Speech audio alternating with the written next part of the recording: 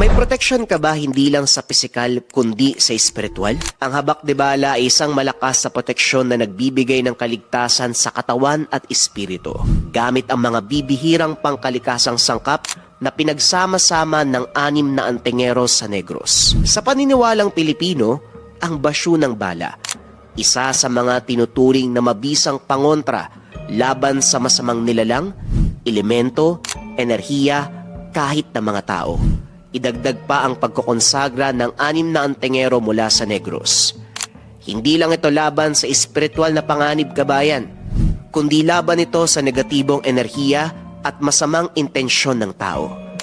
Sa mundong puno ng galit, intriga at hindi maipaliwanag na bigat, ang pinakamahalaga ay ang paniniwala na hindi ka basta-basta matitinag. Habak de bala, hindi lang proteksyon, kundi simbolo ng lakas ng iyong spirito. Kung interesado ka kabayan, i-click lang ang yellow basket or visit ang shop ng Likha Merchandise.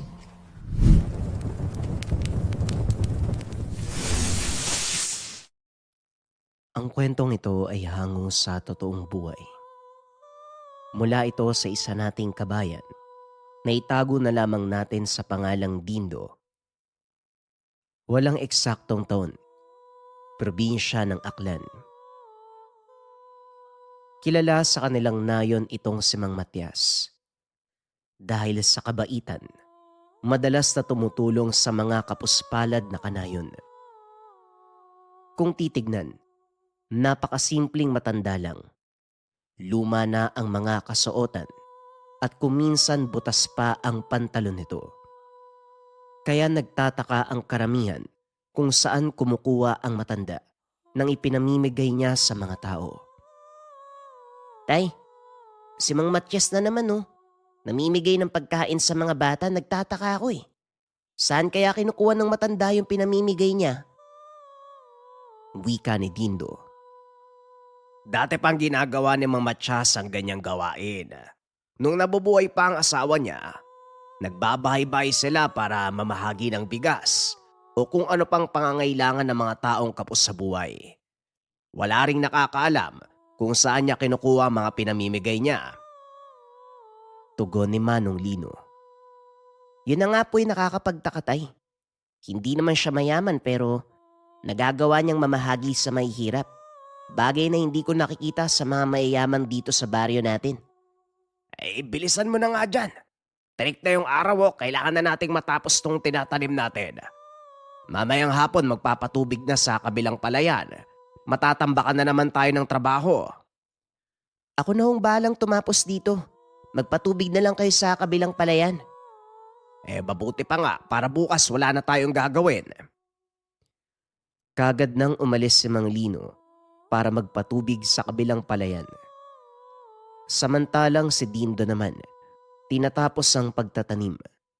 Abala ito sa ginagawa nang biglang may nagsalita sa likuran. Mukhang abala ka sa ginagawa mo ha. Maaari ka bang huminto sandali para uminom ng tubig? Napatayo si Dindo. Tinignan kung sino ang nagsasalita. Kayo po pala, Mang Matias. Ano pong maitutulong ko sa inyo? Wala naman. Gusto lang kitang bigyan ng tubig at ilang piraso ng tinapay. Maraming salamat po, Mang Matias ha. Kanina pa nga ako nauuwaw eh. Eto, inumin mo muna ang tubig na ito. Kinuha ng binata ang tubig at tinapay mula sa matanda. Naupo sa tabi nito. Naisip ni Dindo na pagkakataon na para malaman ang sekreto ni Mang Matias. Hindi na ito nagdalawang isip. Agad niyang tinanong ang matanda. Mang Matias, kung hindi naman po kalabisan, maaari ba ako magtanong? Eh, ayos lang naman, Eho. Bakit ba?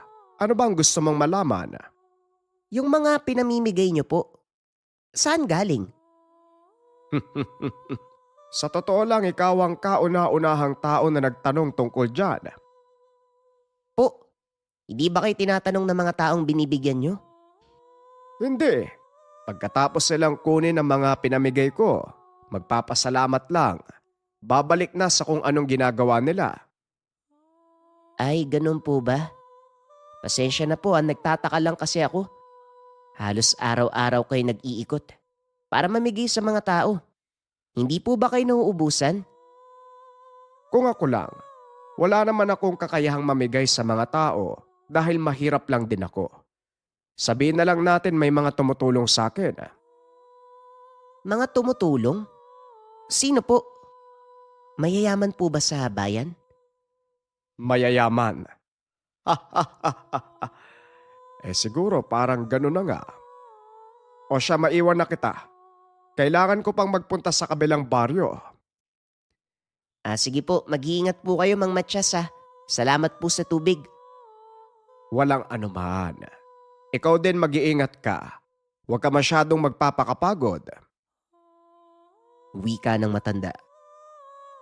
Bagaman nasagot ang tanong, alam ni Dindo na may tinatago ito na lalong pumukaw ng kuryosidad ng binata. Iniwan nito ang ginagawa. Sinundan si Mang Matyas. Pinapanood nito ang bawat kilos ng matanda. Mula sa malayo hanggang sa matapos ito sa ginagawa. Naglakad si Mang Matyas papunta sa kagubatan. Muli itong sinundan ni Dindo hanggang sa makarating sa maliit na tahanan. Halos sira-sira na ang bubong at ang dingding naman ay tagpi-tagpi. Hindi din nakakabit ang pintuan. Binubuhat lang ito ng matanda para mabuksan. Pumasok si Mang Matyas sa tahanan. Akmang susundan sana ito ni Dindo. Biglang nagpakita ang napakalaking kalabaw. Ang sungay nito, halos kasing haba ng katawan. Tinatayang nasa 6 na talampakan ang taas. Kakaiba ito kumpara sa pangkaraniwang kalabaw dahil napakaitim ng balat nito at napakakinis ng sungay. Biglang nakaramdam ng takot ang binata kaya pinili nitong manatili sa pinagtataguan. Maya-maya pa lumabas si Mang Matyas. Nilapitan ang kalabaw. Kaibigan, mabuti naman at dumating ka na. Naipamigay ko na sa mga tao ang biyayang pinagkaloob mo sa akin.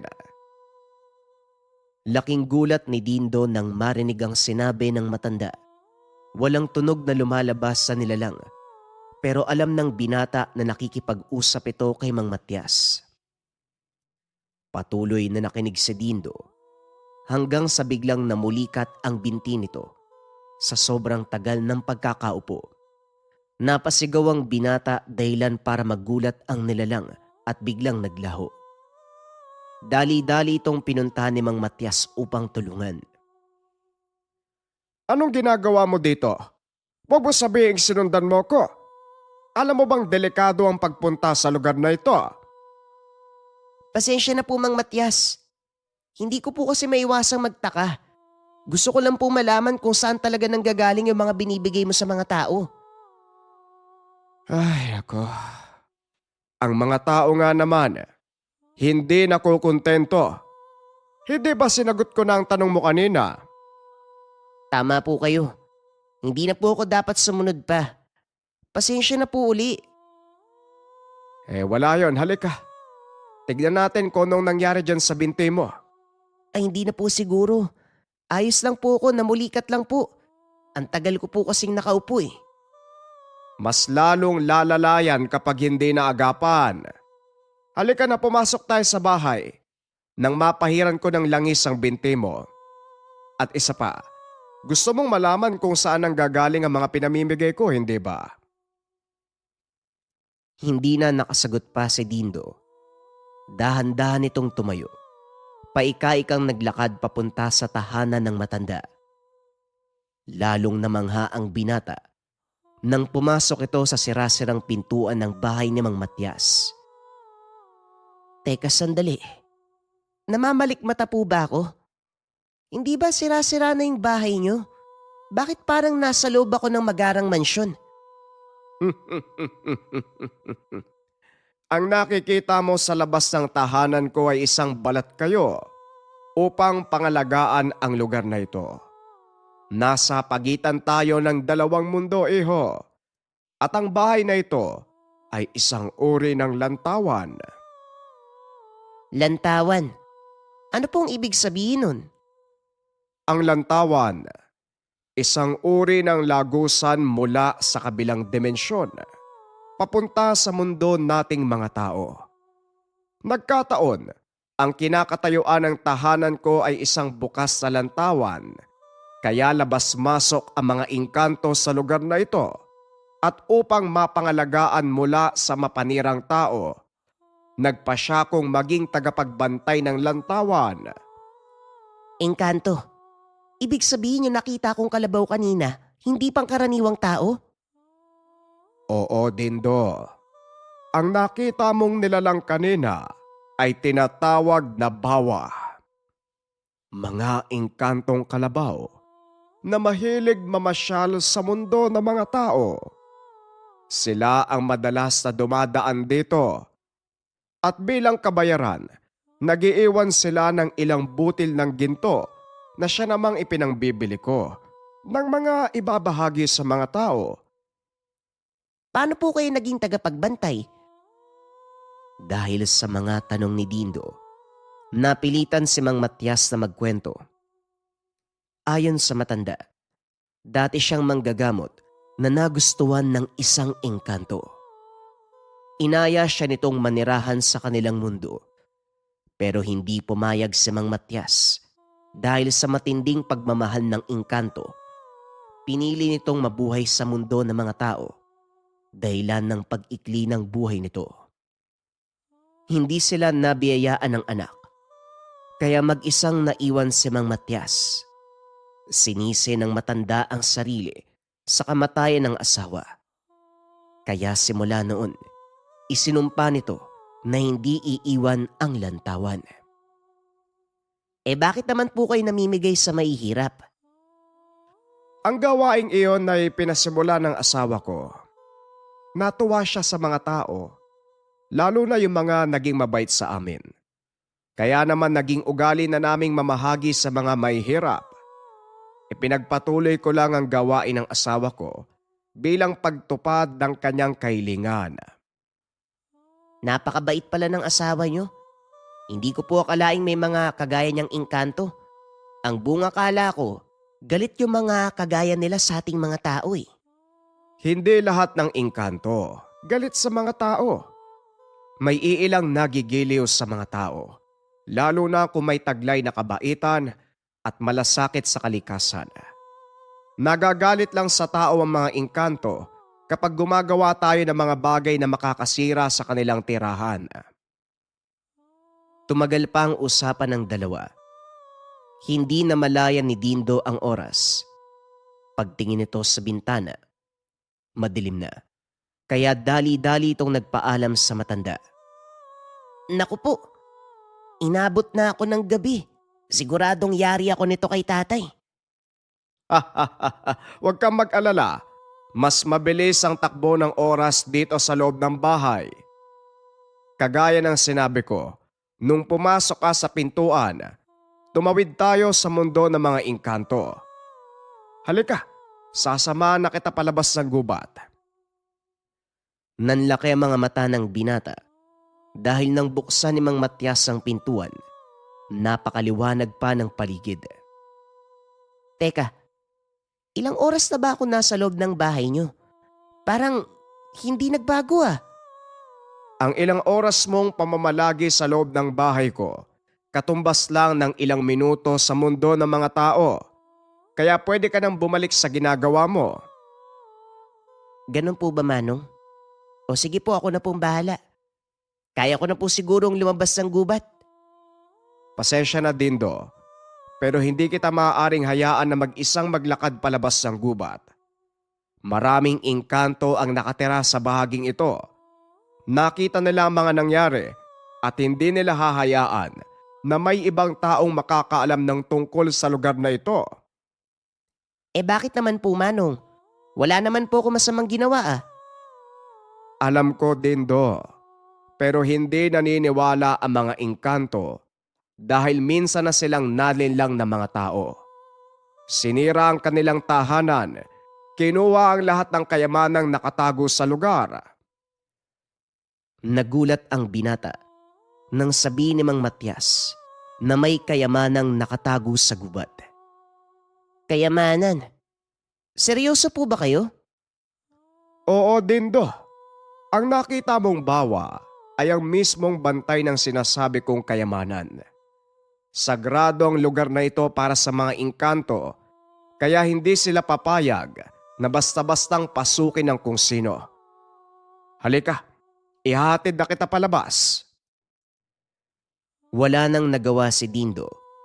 Tahimik itong naglakad palabas ng gubat kasama ang matanda. Pagdating sa kalsada, muli itong binalaan ni Mang Matias. Isang bagay pa pala, Dindo, na gusto kong ipangako mo sa akin. Wala kang dapat pagsabihan ng lahat ng nalaman mo tungkol sa lugar na ito. Simula ngayong araw, babantayan ka ng ilan sa mga engkantong naninirahan sa gubat upang masiguradong walang ibang makakaalam ng sekretong ito. Ano naman po mangyayari sa akin kapag sinabi ko sa iba yung tungkol dito? Mamamatay ka, Dindo. Seryosong tugon ng matanda. Hindi na nagsalita pa si Dindo. Nagpaalam na ito kay Mang Matias. Muling bumalik sa taniman. Nakita nitong nakatayo sa pilapil ang ama. Halatang dismayado. Saan ka ba nang galing, Dindo? Akala ko pa naman tapos na ang trabaho dito. Pasensya na po, Nay, Tay. May pinuntahan lang po ako sandali. Matatapos ko naman po yung pagtatanim eh. 2 bugkos na lang ng binhi ang naiwan. Ay nako, kahit kailan talaga. Napakakupad mo sa trabaho. Bilisan mo na nang makauwi tayo ng maaga. Natapos ko na palang patubigan ng kabilang palayan. Sige Tay, ako nang bahala dito. Mauna na po kayo sa pag-uwi. Pag-uusap ng mag-ama. Nakahinga ng maluwag si Dindo dahil ang buong akala nito, papagalitan siya ng ama. Pagkatapos itong itanim ang lahat ng binhi, umuwi na rin si Dindo. Pagdating sa bahay, nakita nitong may kung sinong kausap ang ama. Nilapitan nito ng binata na pag-alamang may pagkakautang ang magulang sa taong yun. Sinisingil sila nito. Matagal na yung utang mo sa akin, Lino eh. Kailangan ko na yung pera. Kung di mo ko kayang bayaran, kukunin ko na lang yung kalabaw mo. Naku, Mangki ko naman. Yan na lang ang tanging katuwang namin sa bukid. Baka naman pwedeng mag-intay hanggang sa anihan. Ay naku, matagal pa ang anihan ano. Nakita kong kakatanim pa lang ng palay mo. Ngayon ko kailangan ng pera eh. Kaya sa ayaw at sa gusto mo, kukunin ko ang kalabaw mo bilang kabayaran. Wala nang nagawa si Mang Lino nang hatakin ng lalaki ang alagang kalabaw. Nanlulumong pumasok sa tahanan ng ama. Napailing na lang si Dindo dahil maging siya walang magawa sa ganong sitwasyon. Sinundan nito ang ama upang kausapin, ngunit pagpasok ng tahanan, parang walang nangyari. O Lino, buti naman nandito ka na. Naganda ng merienda ang nanay mo. Kumain ka na muna. Nakita kong kinuha ng lalaki yung kalabaw natin. Narinig ko rin ho yung usapan nyo. Bakit hindi kayo nagsabi, Tay? Wala ka rin namang magagawa kahit sabihin ko pa sa'yo eh. At isa pa, hindi mo dapat iniisip ang problema namin ng nanay mo. Hindi dapat iniisip, Tay, anak nyo ko. Parte ko ng pamilyang to, kaya siguro, karapatan ko malaman ang tungkol sa problema nyo. Bakit ba kayo nagkautang sa taong yun? Matagal na panahon na nakalipas. 2 taong gulang ka pa lang nun, Dindo. Nagkasakit ka. Wala kaming magawa ng nanay mo, kaya kinakailangan kong humiram ng pera sa negosyanteng si Kiko. Matagal nang nawala ang taong yun eh. Akala ko nga hindi na siya babalik pa. Dahil sa akin, kaya kayo nagkautang. O Dindo, nag-aagaw buhay ka ng mga oras na yon. Desperado na kami ng nanay mo eh. Sinisi ng binata ang sarili sa nangyari. Ilang araw niya itong dinala. Nakita din ito kung paanong mahirapan ang ama sa bukid. Lalo pa wala na ang alagang kalabaw. Nag-isip ng paraan ng binata. Alam niyang pwedeng mapahamak sa gagawin. Pero ito lang ang tanging paraan para makuha ang alagang kalabaw at matulungan ang mga magulang. Muling bumalik sa gubat ang binata upang isagawa ang binabalak. Tinignan ng paligid kung may mga nakabantay o ibang taong nakasunod. Nang masiguradong walang ibang nakatingin, pinasok nito ang bahay ni Mang Matias. Naganap ng binata na mga palatandaan ng sinasabing kayamanan, ngunit wala itong natagpuan. Akmang lalabas na sana ng pinto, nang marinig ang boses ni Mang Matias na tila may kung sinong kausap. Sumilip ang binata sa maliit na siwang ng pintuan. Muling nakita ang engkantong kalabaw. Nanlaki mga mata ni Dindo nang makitang may kagat-kagat na supot ang nilalang. Inaabot kay Mang Matias. Siguro naman sasapat na ito. Maraming salamat kaibigan. Wika ng matanda. Matapos ay mabilis na naglaho ang kalabaw. Naglakad papunta sa pinto ang matanda. Kaya dali-daling naganap ng mapagtataguan si Dindo. Pumasok si Mang Matias sa tahanan. Inilapag ang supot sa maliit na mesa. Pumasok ito sa isa sa mga silid na nagbigay naman ng pagkakataon kay Dindo upang silipin ang laman ng supot. Dahan-dahan itong naglakad papunta sa mesa. Kinuha ang maliit na sisidlan. Kaso nga lang, narinig nito ang yapak ng mga paa ng matanda, kaya dali-daling lumabas ng pintuan. Mabilis na tumakbo palayo si Dindo, bitbit ang supot na nagmula sa engkantong kalabaw. Magkahalo ang naramdaman ng binata ng mga sandaling yun. Nawala lang ang takot nang makalabas ito sa gubat ng ligtas. Pagdating sa tahanan, diretsyong pumasok sa silid si Dindo. Hindi alintana ang pagtawag ng ina. Sinarado ang pintuan, tinignan ng laman ng dalang supot. Nanlaki ang mga mata ni Dindo nang makitang mga butil ng ginto ang laman ng sisidlan. Hindi ito makapaniwalang totoo ang sinabi ni Mang Matias. Sa isip ng binata, ito na ang sagot sa problema ng ama. Ngunit natatakot din ito dahil alam niyang malalaman ni Mang Matias ang ginawa. Kaso nga lang, mas nanaig sa kanya ang matinding pangangailangan at pagnanais na matulungan ang mga magulang. Kaya nagpa siya ito na ituloy ang binabalak. Kinabukasan, maagang umalis ang binata para magpunta sa bayan. Iilang butil ng ginto lang din ang dala ni Dindo ng mga oras na yun. Susubukan niya itong ibenta.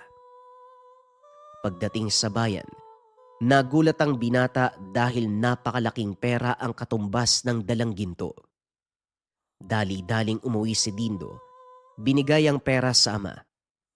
Nagulat si Mang Lino dahil napakalaking halaga ang dala ng anak. Saan mo nakuha ang perang to, Dindo? Magsabi ka ng totoo, nagnakaw ka ba? Hindi po ako nagnakaw, tay. Sabihin na lang natin na may natuklasan akong kayamanan. Huwag nang maraming tanong, tay. Mayaman na tayo. Hindi ka na mamumroblema sa pera. Ano bang sinasabi mong bata ka? Saan mo kinuha ang ganitong kalaking pera? Dali-daling pumunta si Dindo sa silid upang kunin ang supot ng ginto. Ngunit nang papalabas na ito, bigla siyang nakaramdam ng matinding sakit ng tiyan. Halos mamilipit ang binata. Napagapang ito palabas ng silid. Nagulat si Mang Lino sa naging reaksyon ng anak. Anong nangyayari sa'yo, Dindo?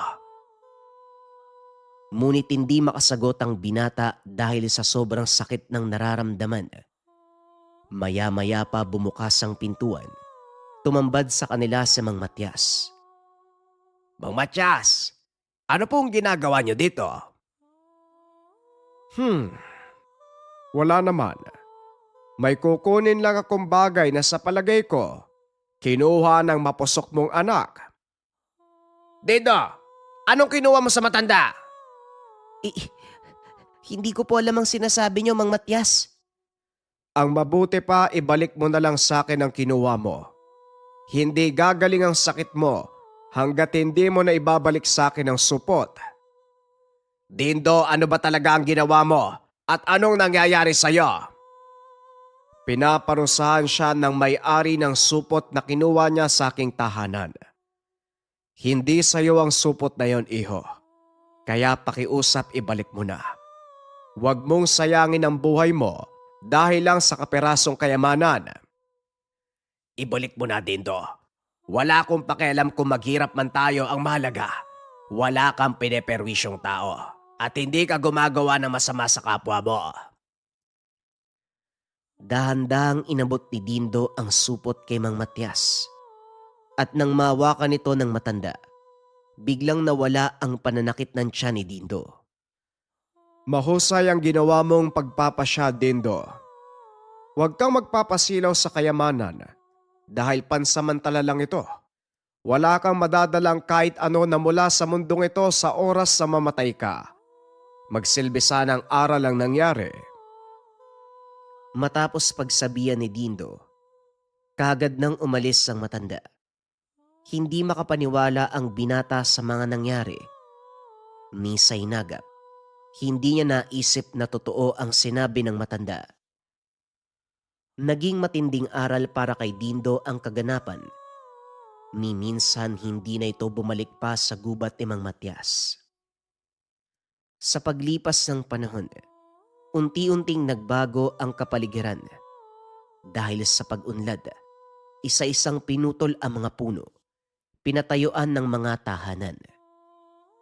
Kasabay ng pagbabago ng panahon, ang pagkawala ng lantawan sa lugar. Maging si Mang Matyas, hindi na rin nakita sa kanilang bayan.